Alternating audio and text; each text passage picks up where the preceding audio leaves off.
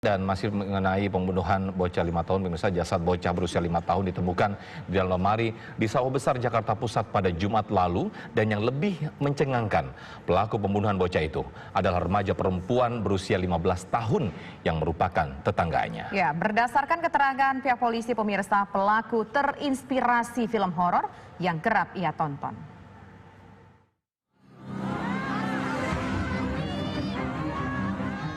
Jumat 6 Maret lalu, warga Sawah Besar, Jakarta Pusat digemparkan dengan penemuan mayat seorang anak perempuan berusia 5 tahun di dalam lemari. Bocah malang tersebut korban pembunuhan yang dilakukan seorang remaja putri berusia 15 tahun yang merupakan tetangganya.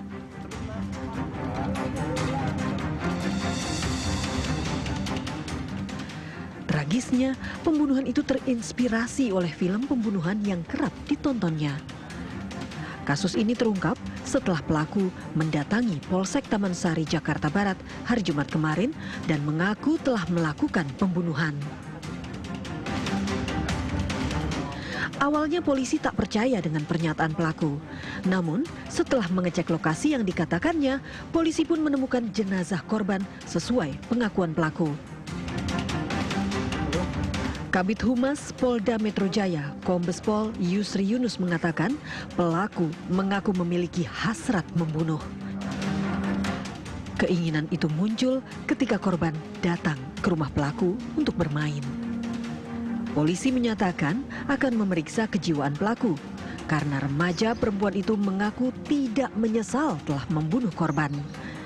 Malah pelaku menyatakan kepuasannya saat telah melakukan tindakan kejinya. Sekitar pukul 11 siang kemarin, bila ada seseorang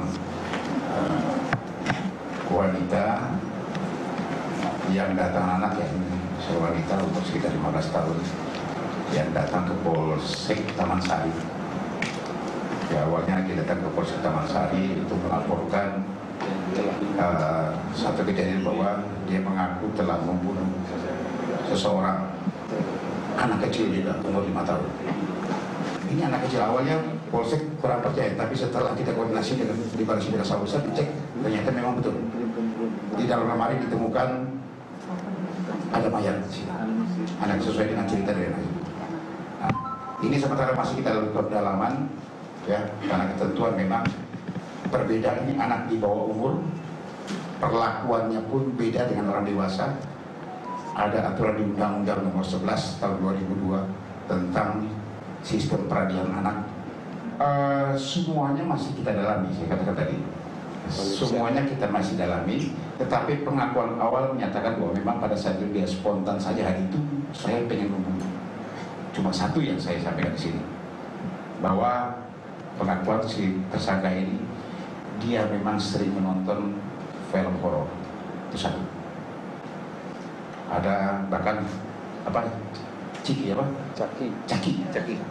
Film-film Caki. Nanti akan dijelaskan oleh Bapak Polres. Dia senang menonton film horor, dan itu memang hobinya. Untuk yang saat sekarang ini memang betul bahwa tiba-tiba saja ada perasaannya ingin membunuh. Ya. Dan pada saat itu ada tetangganya yang sering main ke situ, datang ke situ. Ya. Pada saat itu, saya tanyakan lagi, pernah nggak kira-kira kamu punya perasaan sini sebelumnya? Ya pernah, tapi saya bisa tahan, Pak. Kali ini saya nggak bisa tahan. Terus gimana sekarang? Saya puas. Makanya saya bilang kita harus periksa ke yang ahli dalam hal ini. Polisi telah melakukan olah tempat kejadian perkara di rumah tersangka di Sawah Besar, Jakarta Pusat. Dari rumah ini, polisi menyita sejumlah barang bukti. Di antaranya adalah sketsa-sketsa serta catatan-catatan pelaku mengenai rencana yang akan ia lakukan kepada korban. Rumah pelaku dengan rumah korban berdekatan. Korban yang berusia 5 tahun itu kerap bermain dengan adik pelaku di rumahnya. Karenanya saat korban dikabarkan hilang pada Kamis, tak terlintas di benak ayah korban untuk mencari anaknya di dalam rumah pelaku. Saya memang sering main, ya mungkin hampir tiap hari lah.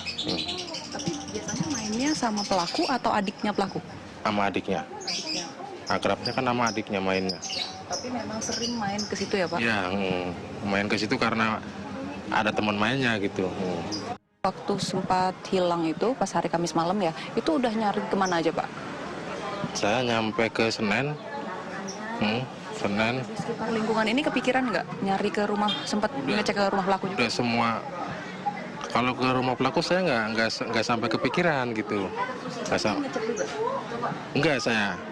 Cuman kan ada warga yang ngecek gitu. Katanya sih nggak ada gitu.